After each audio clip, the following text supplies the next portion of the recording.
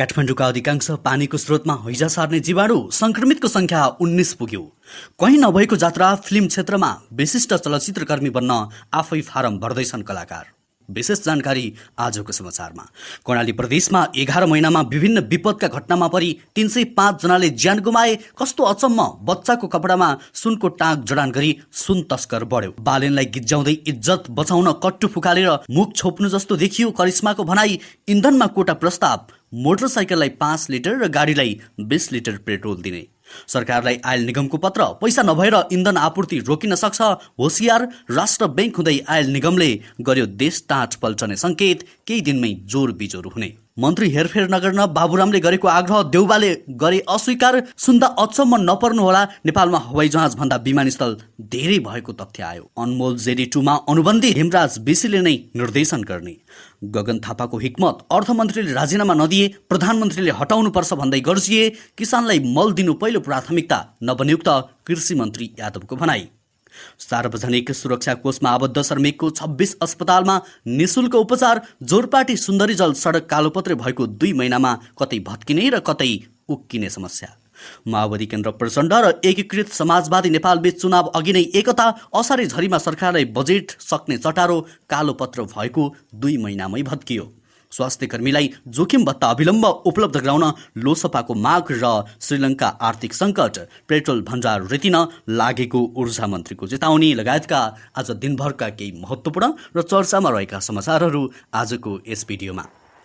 दर्शकवृन्द नमस्कार। YouTube channel info खबरको समाचार बुलेटिनमा तपाईँलाई हार्दिक स्वागत छ। आज पनि केही चर्चामा रहेका महत्त्वपूर्ण समाचारको साथमा म सन्तोष कठायत उपस्थित भइसकेको छु।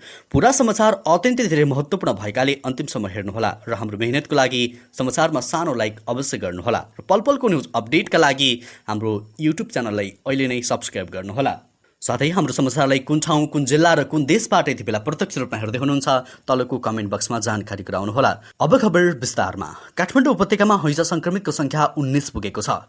कागेश्वरी मनोहरा नगरपालिका 6 मा बस्ने 4 र 6 वर्षका बालकमा हैजा पुष्टि भएसँगै संक्रमितको संख्या 19 पुगेको हो। हैजा संक्रमित हुनेमा 14 जना पुरुष र 5 महिला रहेका छन्। इपिडेमियोलोजी तथा रोग नियन्त्रण महाशाखाका अनुसार 14 वर्ष मुनिका 3 बालबालिकामा संक्रमण पुष्टि भइसकेको छ। EDTCका अनुसार कागेश्वरी मनोहरामा 3 जना, बागमचार र कालीमाटीमा 2-2 जना हैजाका बिरामी भेटिएका छन्। त्यसैगरी सानेपा, दिल्ली बजार, कपन, बालाजु, बल्खु, थानकोट, नैकाप, कोटेश्वर, कलङ्की, किर्तिपुर, टेकु, कागेश्वरी, मनोहरा र ग्वारकोमा 1-1 जनामा संक्रमण फैलिएको छ। EDCका अनुसार निर्देशक डाक्टर चुमनलाल दासका अनुसार सोमबार दिउँसोसम्म मात्रै 1 जना मात्रै उपचाररत रहेका छन्। हैजा संक्रमण पुष्टि भएको 1 गर्भवती उपचाररत हुनुहुन्छ। अरू सबै अस्पतालबाट डिस्चार्ज भइसक्नुभयो, डाक्टर दासले भने। काठमाडौँ उपत्यकाका धारा र इनारको पानी ट्याङ्करबाट वितरण गरिने र जारको पानीमा इकोलाई कोलिफर्म देखिएको छ। इकोलाई मानिसको दिशामा हुने जीवाणु हो। यसलाई झाडापखालाको एउटा प्रमुख कारक मानिन्छ। पाटन अस्पतालका मेडिकल विभागका प्रमुख तथा पेट रोग विशेषज्ञ डाक्टर युवराज शर्मा काठमाडौँ उपत्यकाको पानीका स्रोतहरूमा हैजाका जीवाणु रहेको बताउँछन्। दर्शकवृन्द, पानीका स्रोतले गर्दा दिनानुदिन हैजा रोग फैलिरहेको छ। पलपलमा सचेत हुन तपाईँलाई अनुरोध गर्न चाहन्छौँ। त्यसैगरी यस विषयमा तपाईँको धारणा के छ कृपया तलको कमेन्ट बक्समा उल्लेख गर्नुहोला। त्यसैगरी अब अर्को समाचार। नेपालीमा एउटा चर्चित उखान छ, कहीँ नभएको जात्रा हाँडी गाउँमा। फिल्म क्षेत्रको सर्वोच्च निकाय मानिएको चलचित्र विकास बोर्ड अहिले यस्तै जात्रा मञ्चन गर्न व्यस्त छ। चलचित्र कर्मीहरूलाई वरिष्ठ र विशिष्टका रूपमा वर्गीकरण गर्दै परिचय पत्र बाँड्न बोर्डलाई भ्याइ नभ्याइ छ। अनि फिल्मकर्मीहरू यही परिचय पत्र थाप्न हात धोएर लागेका छन्। यतिसम्म कि यसका लागि उनीहरू आफै फारम भरेर आवेदन दिँदै भनिरहेका छन्, मलाई पनि वरिष्ठ चलचित्रकर्मीको कार्ड दिलाइपाउँ हजुर। गत बिहिबार चलचित्र विकास बोर्डको 22औं वार्षिक उत्सव थियो। यही अवसरमा बोर्डले आवेदन दिने मध्ये 62 जना चलचित्रकर्मीहरूलाई विशिष्ट श्रेणीको चलचित्र भन्दै परिचय पत्र बाँड्यो, जसमा अभिनेता भुवन केसीदेखि पत्रकार प्रकाश सुवेदीसम्म परे। नामै नसुनिएका र नचिनिएका विशिष्ट व्यक्तिहरूको सूची त लामै छ, तर संसार मन्त्री ज्ञानबहादुर कार्कीले उनीहरू सबैलाई एक-एक गर्दै शिर नेउराएर नमस्कारसहित परिचय पत्र बाँडे। अनि उनीहरूले पनि हाँसी हाँसी त्यसलाई शिर नेउराएर सिरोपोर गरे। दर्शकवृन्द, चलचित्रकर्मीहरू यति बेला परिचय पत्र लिने दौडधुपमा व्यस्त छन्। यस विषयमा तपाईँको धारणा के छ कृपया तलको कमेन्ट बक्समा लेख्नुहोला। त्यसैगरी अब कर्णालीको पीडाको प्रसङ्ग। कर्णाली प्रदेशमा चालु आर्थिक वर्षको 11 महिनामा विभिन्न विपद घटनामा परि 305 जनाले ज्यान गुमाएका छन्, जसमध्ये सबैभन्दा बढी सुर्खेतमा 68 जनाले ज्यान गुमाएका छन्। त्यसपछि सबैभन्दा बढी सल्यानमा 62, मुगुमा 39, दैलेखमा 22, जाजरकोटमा 30 र कालीकोटमा 23 जनाले ज्यान गुमाएका छन्। प्रदेश सरकारको कानुन मन्त्रालयले प्रस्तुत गरेको तथ्याङ्क अनुसार 11 महिनामा आगलागीबाट 15 जनाले ज्यान गुमाएका छन् भने बाढी र पहिरोमा परि 50 जनाले ज्यान गुमाएका छन्। त्यस्तै चट्यान लागेर 4 जनाले ज्यान गुमाएका छन्। कर्णालीमा हिमपैह्रोमा परि 4 जनाले ज्यान गुमाएका छन्। हिमपैह्रोमा परि कालीकोटमा 1 जना, जुम्लामा 2 र मुगुमा 1 जनाको मृत्यु भएको छ। कर्णालीमा अन्यभन्दा सडक दुर्घटनामा परि ज्यान गुमाउनेको संख्या अत्याधिक रहेको छ। साँगुरा कच्ची सडक र चालकको लापरवाहीका कारण सडक दुर्घटना बढ्न थालेको छ। चालु आर्थिक वर्षहरूको हालसम्म 161 जनाले मात्रै सडक दुर्घटनामा परि ज्यान गुमाएका छन्। त्यस्तै अब अर्को समाचार।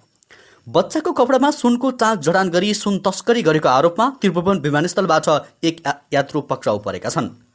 त्रिभुवन अन्तर्राष्ट्रिय विमानस्थल कार्यालयका भन्सार प्रशासक महेश भट्टराईका अनुसार सोमबार दुबईबाट काठमाडौँ आएका सुमन दमाई पक्राउ परेका हुन्। दुबईबाट काठमाडौँ आएका दमाईको लगेज चेक गर्ने क्रममा नाबालकको 5वटा सिंगल पिस कपडाबाट सुन बरामद भएको भट्टराईले बताएका छन्। उनका अनुसार 60वटा सुनको रिङ फेला परेको हो। बरामद सुन करिब 125 ग्राम रहेको छ। अवैध सुनको तस्कर गर्ने समूह वा व्यक्तिले नयाँ नयाँ तरिकाबाट अपनाउने क्रम जारी रहँदा त्रिभुवन विमानस्थल भन्सार कार्यालयले आयात हुने माल वस्तुको निरीक्षण गर्ने शैली तथा रणनीतिलाई परिष्कृत गरेको बताएको छ।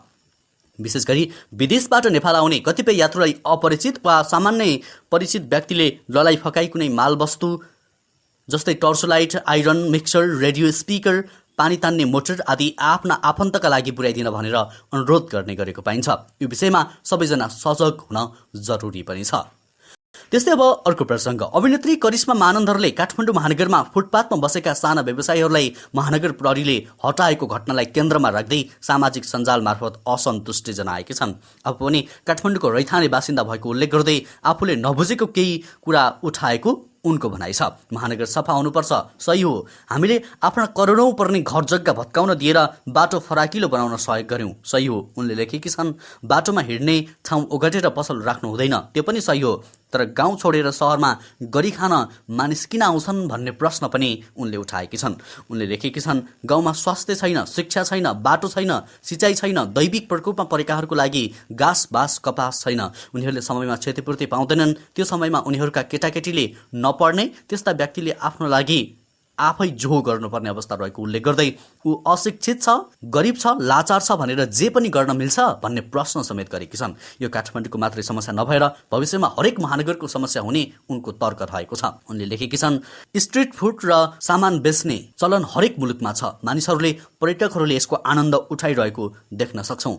व्यवस्थापन गर्नेतर्फ लाग्ने कि प्रतिबन्ध र विरोधतर्फ लाग्ने? मकै पोलेर चटपटे बनाएर तारे होटेलमा बेच्ने?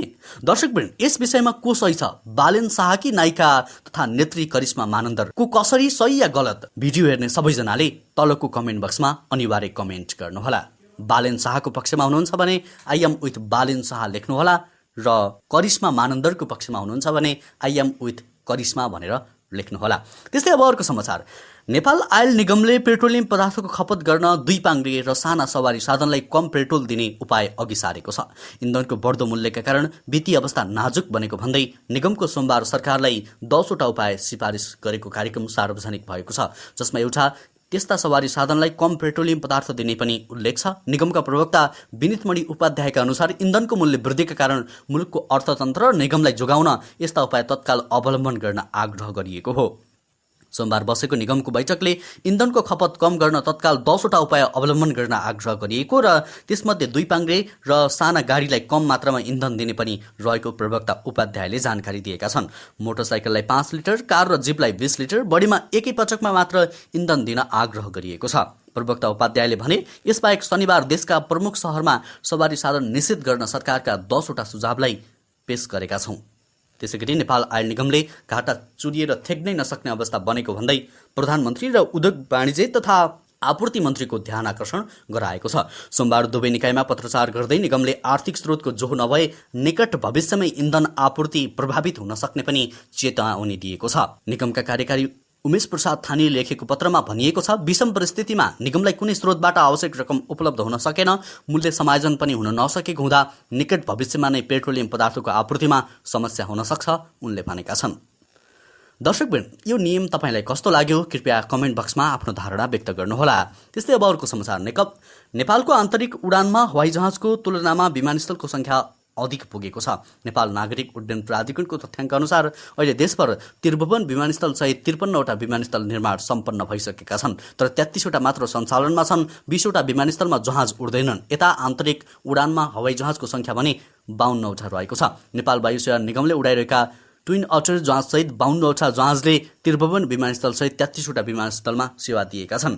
नेपालमा यात्रुको संख्याले हिसाबले तराईका भेगहरूमा विमानस्थल अधिक भिडभाड छ। यसबाहेक पर्यटकीय क्षेत्रमा रहेका विमानस्थल बढी व्यस्त छन्। हाल त्रिभुवन अन्तर्राष्ट्रिय विमानस्थलसहित नेपालगञ्ज, पोखरा, गौतम बुद्ध अन्तर्राष्ट्रिय विमानस्थल, विराटनगर, चन्द्रगढी, भरतपुर, जनकपुर, लुक्ला, सिमरा, सुर्खेत, धनगढी, जोमसोम, सिमीकोट, तुलसिङटार, जुम्ला, डोल्पा, बाजुरा, रामेछाप, भोजपुर, फाप्लु, रारा, रुकुमसल्ले, झुम्जाटार, ताप्लेजुङ, खानीडाँडा, राजपिराज, साफेबगर, दाङ, थामखड्क, बझाङ, डोटी र बैदडी मात्र सञ्चालनमा रहेका छन्। त्यस्तै अब अर्को समाचार। अभिनेता अनमोल केसी फिल्म जेरी 2 मा अनुबन्धित भएका छन्। 7 वर्ष अघि निर्माण भएको हेमराज बेसी निर्देशित फिल्मको दोस्रो श्रृङ्खलामा अनमोल जोडिएका हुन्। आइतबार काठमाडौँको मेरिएट होटलमा निर्माता र अनमोलबीच लिखित सहमति भएको छ। फिल्मलाई बीसीले नै निर्देशन गर्ने भएका छन् भने निर्मातामा सरोज नेउपाने र रामकृष्ण श्रेष्ठ रहेका छन्। दुवै निर्माता र अनमोलबीच लिखित सहमति भएको हो। निर्माता नेउपानेका अनुसार अनमोलका अन्य फिल्मसँगको छायाङ्कन तालिका मिलाएर फ्लोरमा जाने तयारी भएको छ। फिल्मलाई नेपालसहित अमेरिका र अस्ट्रेलियामा छायाङ्कन गर्ने तयारी भइरहेको छ। त्यसअघि फिल्मको नायिकामा आना शर्मा थिइन्, तर जेरी 2 मा आनाको निरन्तरता नहुने सम्भावना देखिएको छ। नायिका चाहिँ निश्चित भइ नसकेको निर्माता नेउपानेले बताएका छन्। फिल्मलाई 2080 सालको दशैंमा रिलिज गर्ने योजना रहेको छ। त्यसैगरी अब अर्को समाचार। नेपाली कांग्रेसका महामन्त्री तथा सांसद गगन कुमार थापाले अर्थमन्त्री जनार्दन शर्माले पदबाट राजीनामा दिनुपर्ने बताएका छन्। सोमबार प्रतिनिधि सभाको बैठकपछि सञ्चारकर्मीहरूलाई प्रतिक्रिया दिँदै महामन्त्री थापाले अर्थमन्त्रीमाथि संसदभित्र र बाहिर प्रश्न उठेकाले राजीनामा दिनुपर्ने बताएका हुन्। अर्थमन्त्रीले स्वेच्छाले राजीनामा नदिए प्रधानमन्त्रीले हटाएर तत्काल छानबिन गर्नुपर्ने पनि थापाले उद्घोष गरेका छन्। अहिले अर्थ मन्त्रालयले सीसीटीभी फुटेजमा जम्मा 13 दिनको छ भनेर भनिसकेपछि मलाई के लाग्छ भने तत्काल प्रधानमन्त्रीले यसका बारेमा एउटा एक्सनमा जानुपर्छ।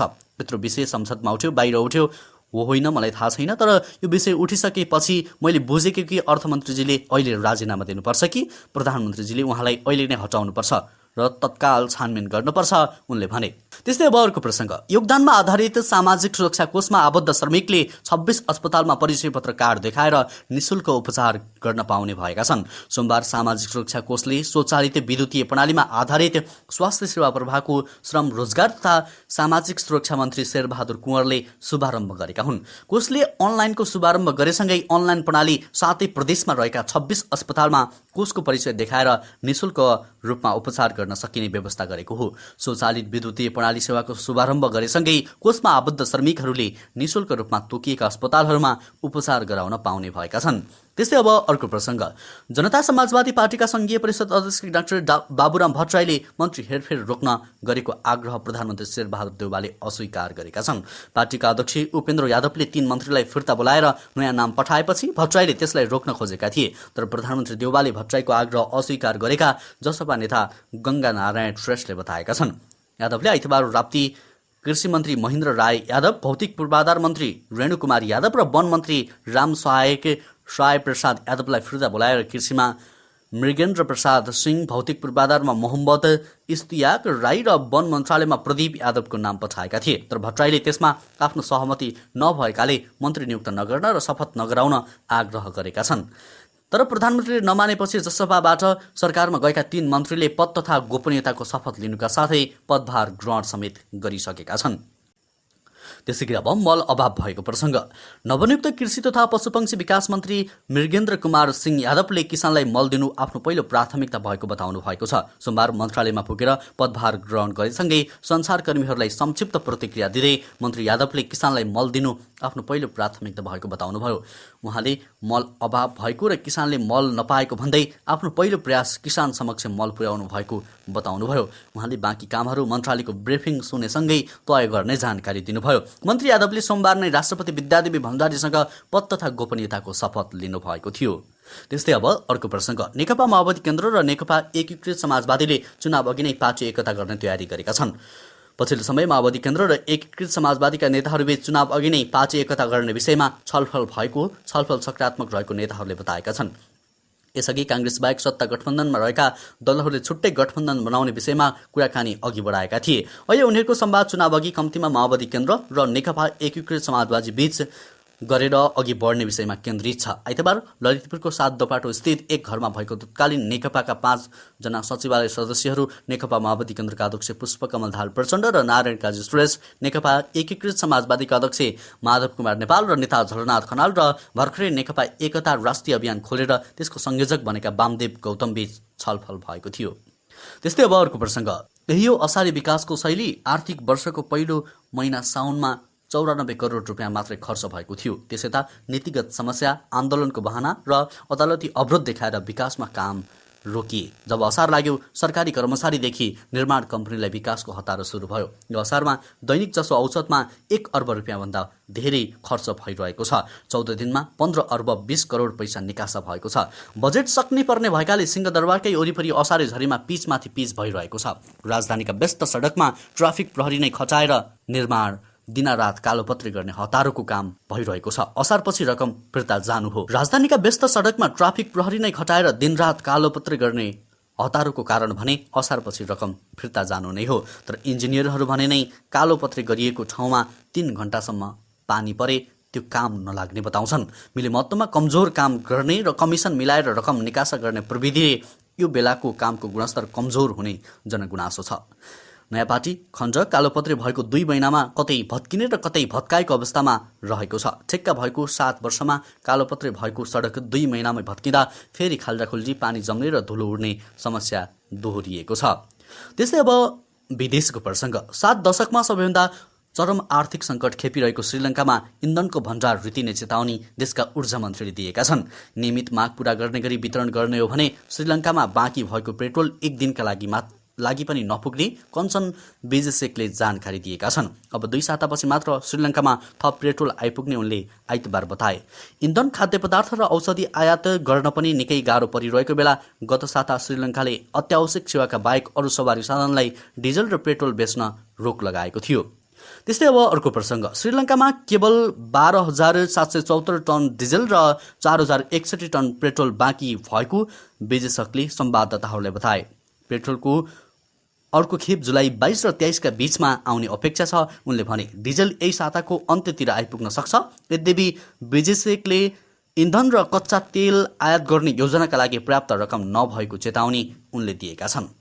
हवस् त दर्शकवृन्द, यो समाचार सँगसँगै अहिलेलाई केही चर्चामा रहेका महत्त्वपूर्ण समाचारको सिलसिला यति नै। हरेक दिन बिहानै ताजा र सत्य समाचारको लागि हाम्रो युट्युब च्यानललाई अहिले नै सब्स्क्राइब गर्नुहोला। हामी पलपलको न्युज अपडेट लिएर उपस्थित हुनेछौँ।